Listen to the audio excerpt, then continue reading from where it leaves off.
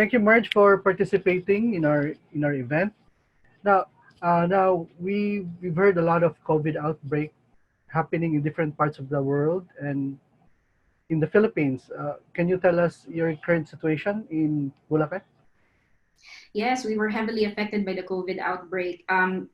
This is because of the worldwide, not worldwide, but Luzon enhanced community quarantine. So that means including Bulacan. As a leader, you need to think several steps ahead of what's going to happen. And so in order to do that, we came up with the business continuity plan. And we are a BPO. We just cannot cease operations, unlike those other businesses, because we have clients that we need to continuously cater Mm. to outside of the Philippines. And so the business continuity plan, the goal is to ensure that we are still operational, but at the same time we are taking care of the health of our employees. And so Mm-hmm. came up with a decision to employ or do flexible work arrangement where some of the people would be working from home and some would be on skeletal workforce, something like that. Um, but when we came up with a plan, the next question is how fast can we deploy that plan? And Mm-hmm. it was very funny because if I can still recall, we've done it for just 3 days, and it was very very fast that we hardly can recall exactly the details that transpired during the 3 days. I think what It happened contributes. so fast. It Yes, happened. so, so fast because the the agents themselves are worried. They are getting worried that the block the each barangays are blocking the passageways, and the virus do not know any boundaries. They're fast. The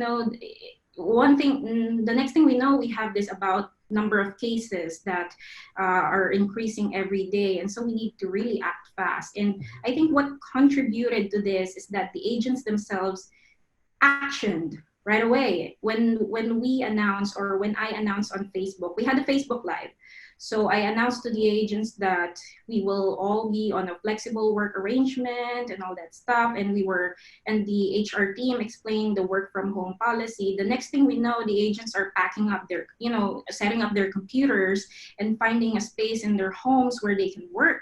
So the cooperation and collaboration of the management and the employees, that made it successful for us to employ this, work from home and a flexible arrangement in about 3 days after coming up with a policy, so or a plan. So that's what made it work for us. For our audience information, Marge Aviso is the CEO of Telework PH, one of the large rural-based BPOs in the Philippines. They have around 500 agents and growing. And currently, how much of your operation is now working at home? So Around, about 60% of the wow, operations, that's still yes. huge. And you're really able to do that in Yeah. 3 days. Wow, amazing. It's really impressive. Now, let's go back to the outbreak. In your own opinion, how has this outbreak challenged us as entrepreneurs? I would say this experience really caused disruption, economically, socially, and even personally. I remember we were chatting on Facebook. I told the directors that this experience, I had a lot of takeaways from this experience, and part of that was, one of the things that you would consider again is the alternative way of ensuring that the operations is continuous. Like for instance, we Mhm. are talking about, it's like we were forced to transition to digital way of things, digitalization. Like how can we, if we are going to have, we're going to lose some workforce, what other source of income can we produce or come up with in telework that would not require human capital, things like that. And then what are the tools that can help us, make sure that everyone is productive even if they're working from home. And I remember this. I remember I have a friend on Facebook, and she is running an online. Sorry, she's running a physical English school, and she Mhm. messaged me and was really asking for help. How she would transition that business into an online school, and so I gave her a bit of information about that. So yeah, they would be open to exploring other areas of making sure that the business is still operational. Marge, you mentioned earlier about the business continuity plan that you have for your business. Was Yes. this created on the day or the season wherein the quarantine was implemented, or was it a plan before it was the quarantine?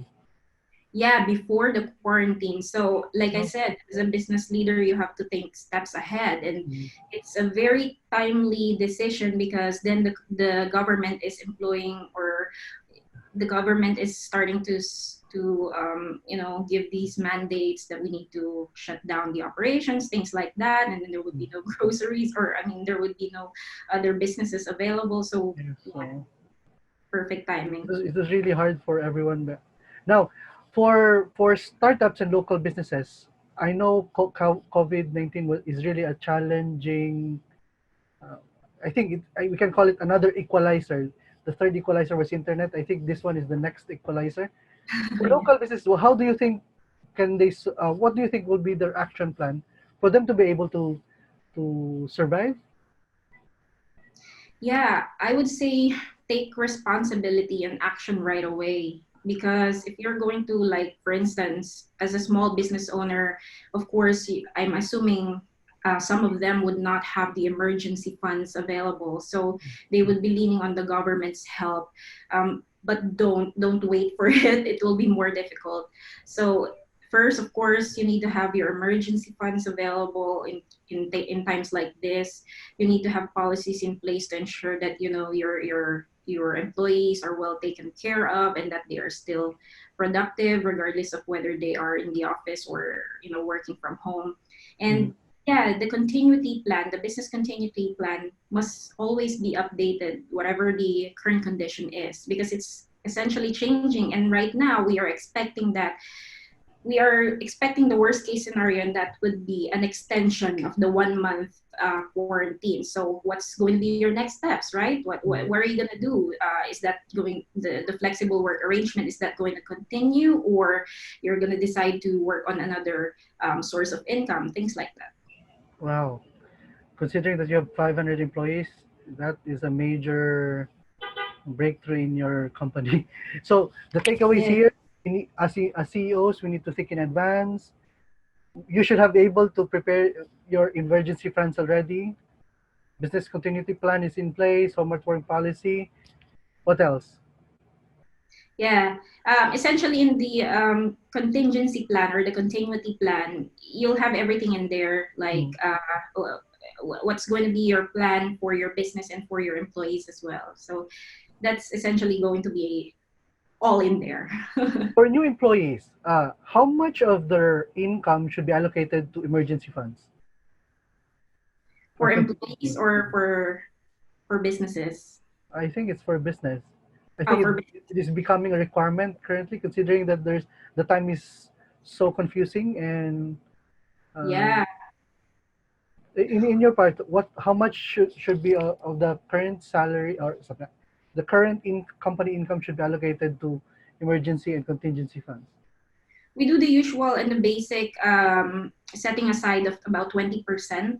Mhm. So we ensure that we set that aside for the business. However, sometimes it gets used for some other expenses that are Mhm. really, but as long as that's an emergency, you should be all good. And then in your financial projections, you should be able to come up with another way of getting that back. So as Mhm. long as you're not replenishing everything, or I Mhm. mean, you're not consuming everything. Now, with the current general community quarantine in place, I'm sure people would think that entrepreneurs would have a lot of time staying at home. What do you think entrepreneurs should do to be more productive? I think if you're an entrepreneur, you should always be doing something. And again, ask yourself what's going to be next, because Mhm. you can't be compliant, or you can't be just doing nothing after this. do you see your business going back to how it's doing it, or do you want to see your business exploring other areas? You ask yourself what's going to be the next thing. Are you gonna How are your employees gonna move on? Maybe your employees are experiencing panic anxiety. How are you helping them? Things like that. You need to really consider what's going to be happening in the future. Oh, it's good to know. That was closing message for all the local and small businesses out there. Yeah, definitely, if you're feeling down, if you're feeling anxious, worried about the situation, that's okay. That's completely normal. I've experienced it myself. But please don't blame anyone. There's no one to blame. Everyone is suffering the same.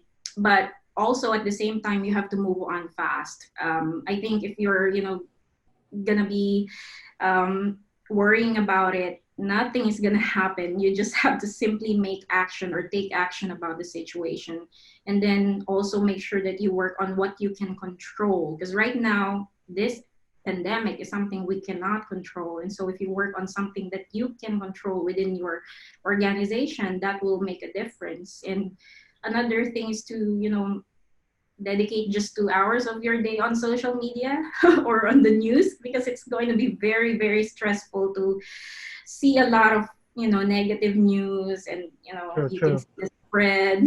That's going to drain you emotionally. And also find a way to vent. If you have support system like your family and friends who can understand you, or maybe your fellow employees, talk to them, because I think that's one thing that also helped us. If we show that we are strong, we are courageous, that our employees can rely on us, that would give them a boost. So show to them that despite these fears, despite these anxieties, you are still there for them. Oh, thank you very much, Marge, for your time, and looking forward to talking to you soon. Thank you Maraming so much. salamat. Maraming salamat. Thank you so much.